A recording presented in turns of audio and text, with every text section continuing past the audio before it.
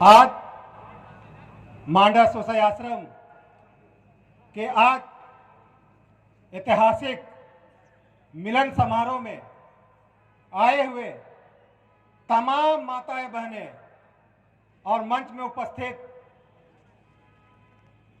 हमारे भारतीय जनता पार्टी के आदरणीय अध्यक्ष दीपक प्रकाश जी और इस झारखंड के प्रथम मुख्यमंत्री और नेता प्रतिपक्ष आदरणीय बाबूलाल मरांडी जी और हम लोगों के बीच यहाँ पे उपस्थित हम लोगों के लोकप्रिय सांसद जो कि अपने सरल व्यवहार से जाने जाते हैं आदरणीय सुदर्शन भगत जी और मंच में उपस्थित हम लोगों की पूर्व विधायक दीदी आदरणीय गंगोत्री कुजूर जी और यहाँ पे उपस्थित हमारे जिला के आदरणीय प्रभारी विनोद सिंह जी और हम लोगों के बीच यहाँ मंच में उपस्थित प्रदेश कार्यक्रमी के सदस्य बड़े भाई आदरणीय रमेश सिंह जी और साथ ही साथ यहाँ पे हम लोगों के बीच हमारे मित्र साथी कर्मा उरांव जी, सुनील उरांव जी और महादेव कुजूर जी, इश्तियाक अंसारी जी और यहाँ पे आए जितने भी हमारे माताएं बहनें सभी को मेरा जोहार, जय झारखंड। आज यहाँ पे आप लोगों की उपस्थिति बता रही है कि हमारे देश के लोकप्रिय प्रधानमंत्री आदरणीय नरेंद्र मोदी जी का कितनी लोकप्रियता है। ये आज ये उपस्थिति बता रही है कि हमारे यशस्वी प्रधानमंत्री जिन्होंने कोरोना काल के समय अपना बहुमूल्य योगदान दिया और योगदान के साथ साथ हमारे भारत जैसे देश को इस कोरोना महामारी से बचाने का काम किया। हमारे अगल बगल पड़ोसी देश जो कि इस महामारी में तहस नहस हो गए, लेकिन इस महामारी में हमारे देश के प्रधानमंत्री आदरणीय नरेंद्र मोदी जी ने हमारे देश को बचाने का काम किया और कोरोना काल के 3 साल बीतने के बाद भी हमारे यहाँ पे जितने भी हमारे गरीब और हमारे गांव में निवास करने वाले जितने भी हमारे यहाँ पे लोग निवास करते हैं, झारखंड जैसे सुदूर देश में निवास करते हैं, उनको आज तक 3 साल हो गया मुफ्त में अनाज देने का काम किया है। और साथ ही साथ हमारे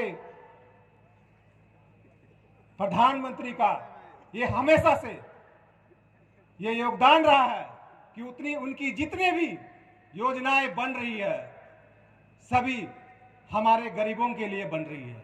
चाहे उज्ज्वला योजना हो, चाहे आयुष्मान योजना हो, यहाँ पे जिस योजनाओं का जिनको भी लाभ मिल रहा है वो 100% गरीबों को मिल रहा है।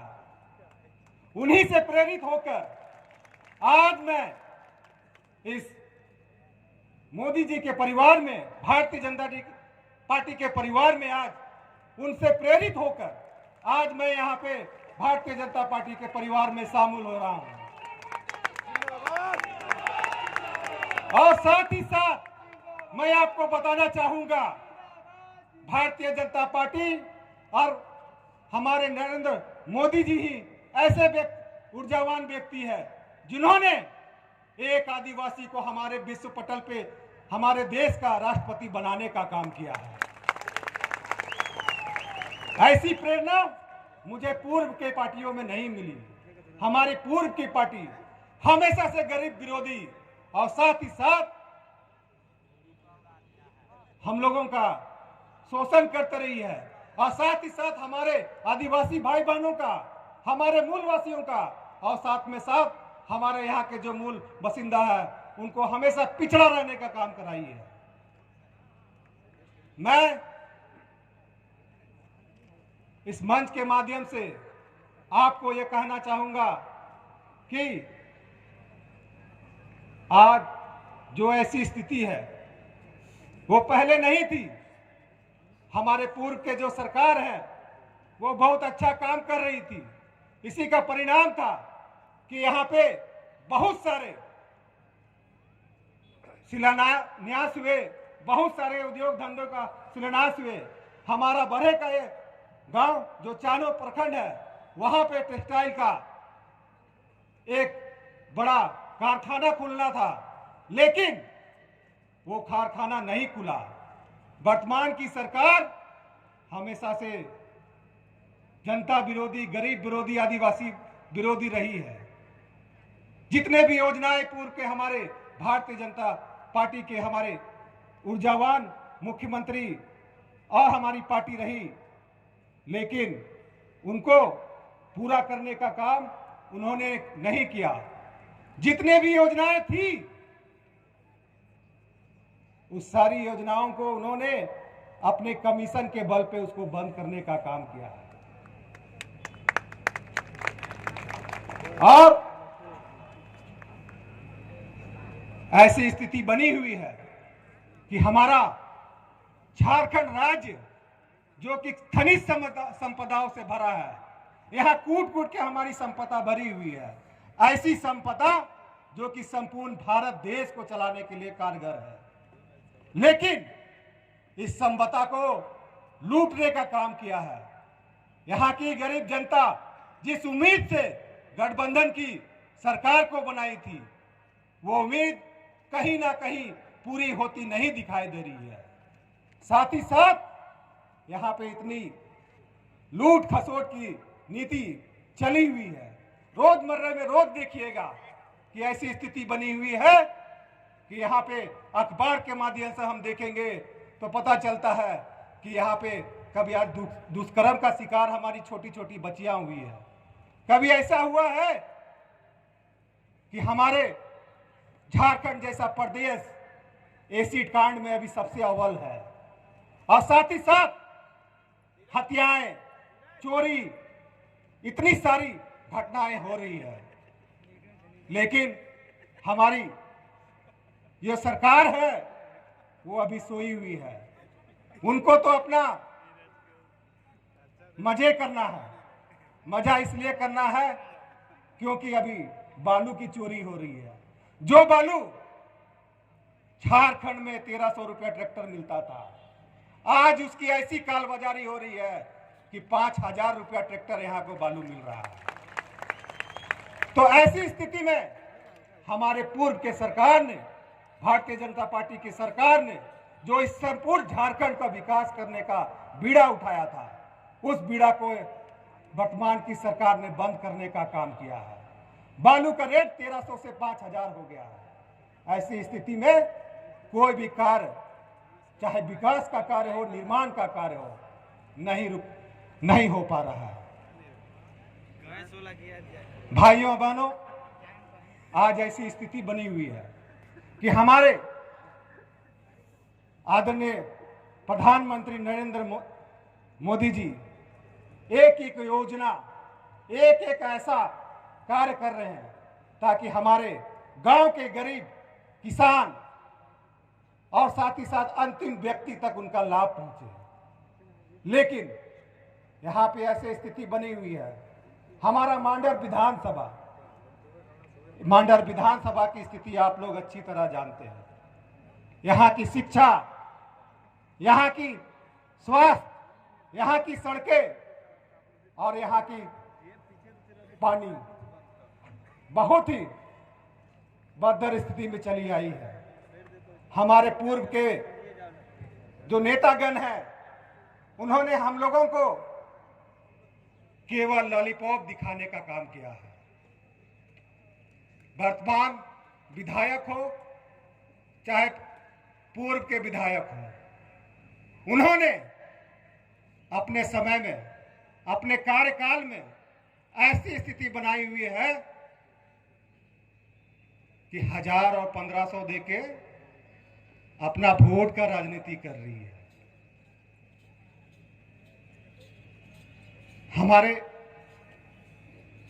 यहां पे जो स्वास्थ्य सुविधा है, मांडर में एक ही हमारी रेफरल अस्पताल है।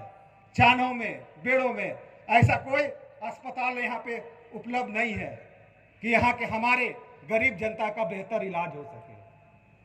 और बेहतर हमारा रेफरल अस्पताल का स्थिति ऐसी है कि अगर हम कोई मरीज वहां पे चले जाए तो वो मरीज, वहां के डॉक्टर तुरंत उसको यहां से रिम्स रेफर काम करते हैं।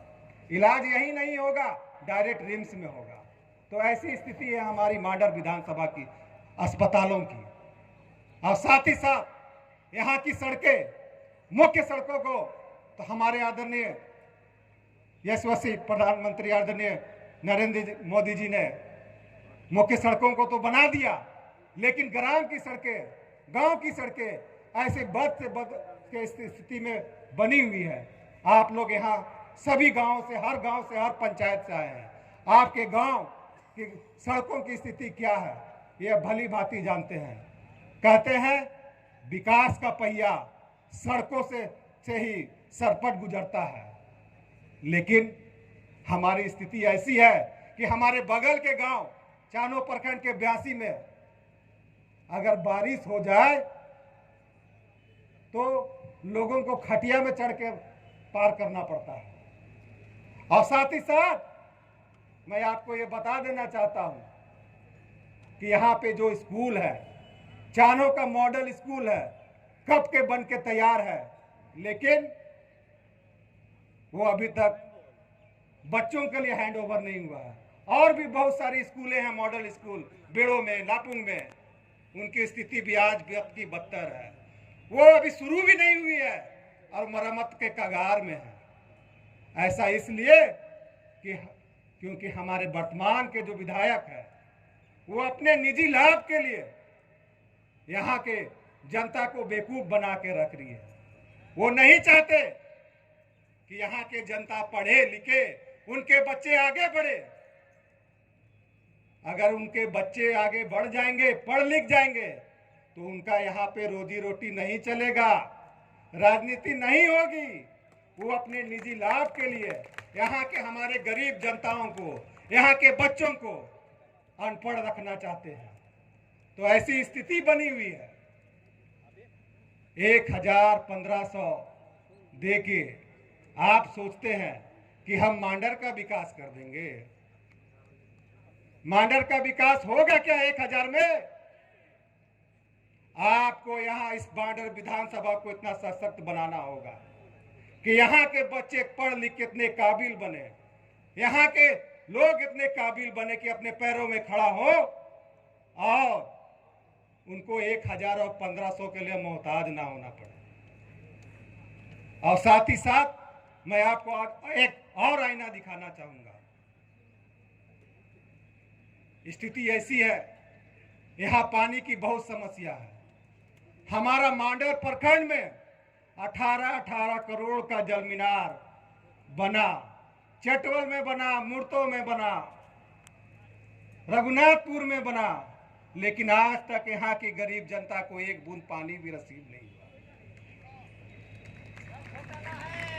अगर हमारे विधायक ये चाहते कि यहाँ के लोगों को स्वच्छ पानी मिले, उनको ऊर्जा मिले, तो ये जल मीनार जो आज हाथी दांत की तरह यहाँ खड़े हैं, आज हमारे गरीब जनता का प्यास बुझाने का काम करते हैं। लेकिन ऐसी स्थिति बनी हुई है। तो भाइयों बहनों, बहुत जल्द समय आ रहा है 2024। उनको ये बताना है कि मांडर विधानसभा की जनता अब जागरूक हो चुकी है, लोभ लुभाव में नहीं आएगी, उनको विकास चाहिए। और नरेंद्र मोदी जी ने जो सपना देखा है गांव गांव का विकास, सबका विकास, ये हमारे आदरणीय मोदी जी ही इसको पूरा कर सकते हैं। सबका साथ, सबका विकास। क्या आप लोग चाहते हैं कि मांडर विधानसभा का विकास हो? तो विकास के लिए हमारे भारतीय जनता पार्टी के जो भी उम्मीदवार हो, उनको यहां से हम लोग जिताने का काम करेंगे और फिर से एक बार 2024 में हमारे आदरणीय नरेंद्र मोदी जी को देश का प्रधानमंत्री बनाने का काम करेंगे। और 2024 में वर्तमान की जो लूट खसोट की सरकार है, उसको भी यहां से उखाड़ के फेंकने का काम करेंगे। फेंकेंगे ना? और ज्यादा नहीं कहते हुए मैं और एक बात को ऊपर यहां पे ध्यान दिलाना चाहूंगा। हमारे मोदी जी ने गुजरात हो, बंगाल हो, बिहार हो या उत्तर प्रदेश से भी ज्यादा जो विकास का काम किया है। आज जो विकास की गंगा गुजरात और यूपी में बह रही है, उत्तर प्रदेश में बह रही है, वहां पे भी ऐसे समुदाय के लोग रहते हैं, हमारे मुस्लिम समाज के लोग रहते हैं, वहां पर भी ऐसे विकास की गंगा बह रही है कि उन्होंने भी फिर से एक बार गुजरात और उत्तर प्रदेश में भारतीय जनता पार्टी के को बहुमत देने का काम किया है। लेकिन चुनाव के समय आता है तो कुछ विशेष नेता लोग, कुछ विशेष समुदाय के लोगों को चिन्हित करके कहते हैं कि हैदराबाद जाओ। तो ऐसी स्थिति बनी हुई है। तो भाइयों बहनों, मैं ज्यादा नहीं कहते हुए अपनी बातों को विराम देता हूं और एक बार फिर से यहां पे इस सफल ऐतिहासिक मिलन समारोह में आप लोगों ने जो उपस्थिति दिखाई और यहाँ पे आपने जो एकजुटता दिखाई और नरेंद्र मोदी जी से प्रेरित होकर आप लोगों ने जो यहाँ पे उपस्थिति दिखाई, इसके लिए मैं आपको बहुत बहुत धन्यवाद और आभार व्यक्त करता हूँ। और इतना ही कहा कि मैं अपनी बातों को विराम देता हूँ। सभी को जोहार, जय झारखंड, भारतीय जनता पार्टी जिंदाबाद, बाबूलाल मरांडी जिंदाबाद, बाबूलाल मरांडी जिंदाबाद, दीपक प्रकाश जी जिंदाबाद, सुदर्शन भगत जी जिंदाबाद, गंगोत्री कुजूर जिंदाबाद। बहुत बहुत धन्यवाद। फिर से एक बार सभी को जोहार, जय झारखंड। बहुत